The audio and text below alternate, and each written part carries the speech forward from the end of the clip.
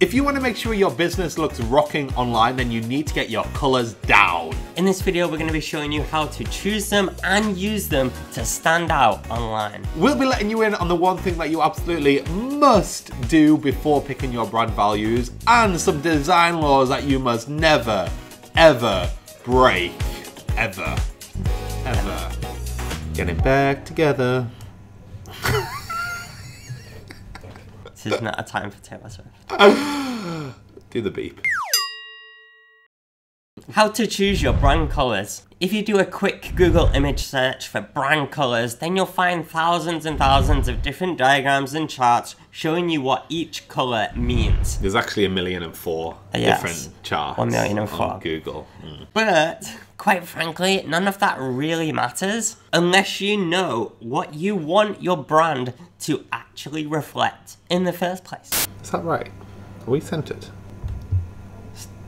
No, we're not centered. Like your head's popping off. You've got really high hair today though. You're taller than me. Okay. Ready? So the first place to start before you choose your brand colors is to define what your brand is all about. And a great place to start with that is by watching that video just by Pete's big hair today. Which talks about how exactly you define your brand values. Once you have this in place, you can start to choose and What are you laughing at? I looked like right at the camera not to distract you. Once you have these in place, you can start to choose your colors that actually match and reflect what your brand is trying to portray. Remember that your colors, your font, your graphic design, your photos, they are not your brand. Your brand is much more than that. And all these things are just the aesthetics that are trying to reflect and portray your core brand. For example, if you decide your brand is bold, youthful, exciting, or even maybe controversial, then you may want to use red in your brand. New slide. How many colors? It's important to come up with a color palette that reflects your brand so that you can keep your brand consistent across all designs. And we would suggest that everyone has at least one main color and one secondary color. And although they could be the main color, white, black, and 50 Shades of Grey should also be used as neutral colors within the design palette too. Have you seen 50 Shades of Grey? No. Missing out. Let us know in the comments if you've seen 50 Shades of Grey. It was a dodgy second film though. You may notice that some brands are also what we call multicolored. You're acting like multicolored is a word that people don't understand. This new fancy word you're learning in these videos, multicolored.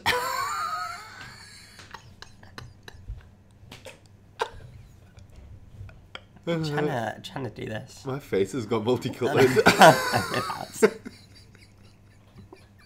Okay, where are we at? What we call multicolored. Okay, sorry, go. This could be really good for bigger brands that want to reflect some kind of diversity or a suite of products or services like Google, eBay, or Microsoft. But a word of warning here, if you are going to go down the multicolored brand route, then make sure you do use a designer, because if you try to DIY a multicolored brand and you don't really know what you're doing, it can look a little bit amateur or childish, so you have been warned. You may notice that we have a multicolored brand predominantly focused on red. This is because we have lots of different types of content and what we call shows on our membership site, and we're also designers, so we can get away with it.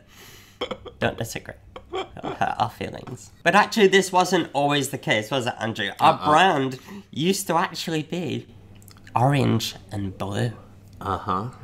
Does anyone remember orange and blue, Andrew and Pete, which is like prehistoric times? Let us know in the comments if you remember Andrew and Pete when we were orange and blue. We picked orange because we wanted to show that we were optimistic and cheerful and friendly, and we picked blue because we wanted to show that we were professional too. But in hindsight, we probably think this was us overcompensating for us being young and probably not believing fully in ourselves yet. It was such a tough time.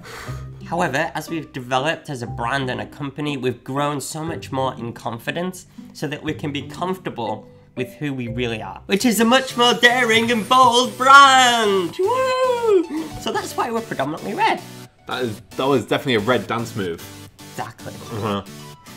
Now, when choosing your main color and your secondary color, it's important to choose colors that do complement each other, but also have enough of a contrast so that each color stands out within its own unique right. This is incredibly important when you're thinking about call to action buttons or flyer designs or even social media graphics, because you want everything to pop rather than just blend in. For example, the call to action buttons on our website used to be green, but it just blended in with our red backgrounds, which was no good. So now they are a bright yellow color and it stands out much more. It pops on the page and it draws your attention to our call to action buttons.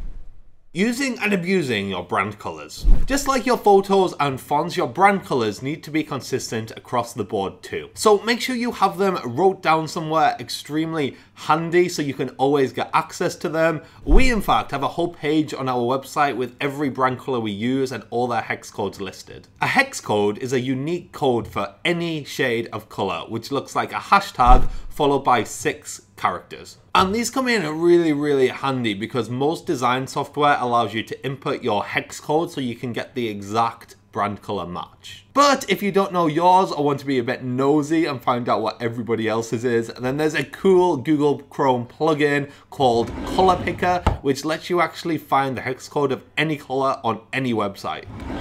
Again, remember that just because you have your main predominant color, it doesn't mean that things like your website or flyers or social media graphics need to be 100% predominantly that color and nothing else. You can use a mix of white, black and grey to break up any design. Looking at our website, you can see the backgrounds are predominantly charcoal black with a mix of some colored backgrounds, some pattern backgrounds and some photo backgrounds. Oh, and please remember that if you have a colored background, colored text on top of that never ever works.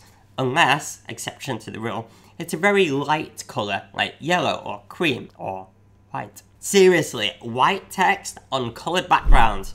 It's a design law, okay? White text, colored backgrounds. Don't forget that. In fact, we'd love to give you some more design tips. So at the end of this video, we're going to link to another video on our channel, which is all about how to create on-brand social media graphics with your new colors. We'll also put a link to a video we have all about how to choose a perfect product or brand name. Because if you're at this level where you're choosing your brand colors, you might also be at the stage where you're thinking about your course names or product names or even brand names. Thank you so much for watching, guys. I've been Andrew. I've been Pete. Make sure you subscribe for more marketing unboring, and we will see you next time.